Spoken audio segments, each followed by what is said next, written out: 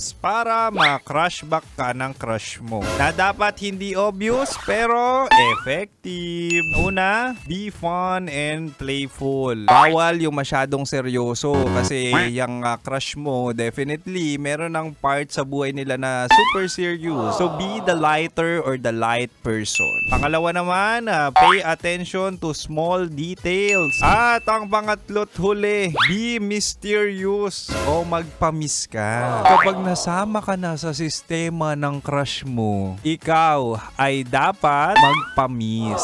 Hindi kailangan palaging nandyan ka. Kung bigla ang mawawala ka, creates curiosity. Ganun, magpapa-miss. Para at some point naman, di ba, hindi ka mukhang patay na patay. At to the point na meron pa rin curiosity at excitement si crush sa'yo. Basta, wag mo muna ibigay ang lahat. Save some of your alas, di ba? Ika nga, baraha. Wag mo muna ipakita yung alas mo. Kapag ganyan, na-miss ka niyan. At kapag na-miss ka niyan, hulog na yan. Baka na-crush back ka na. Sarap manood ng radyo, no? Ginawa mo na talagang bisyo ang panonood sa amin, no? Umabot ka na rito eh. Kaya kung gusto mong tuloy-tuloy pa ang tawanan, Iyakan at kiligan, aba, i-like mo na ang video na ito. at mag-comment ka na rin, kabisyo. I-hit mo na rin ang notification bell para updated ka sa mga kaganapan namin dito sa Love Radio. Kailangan pa bang i-memorize yan? Basic.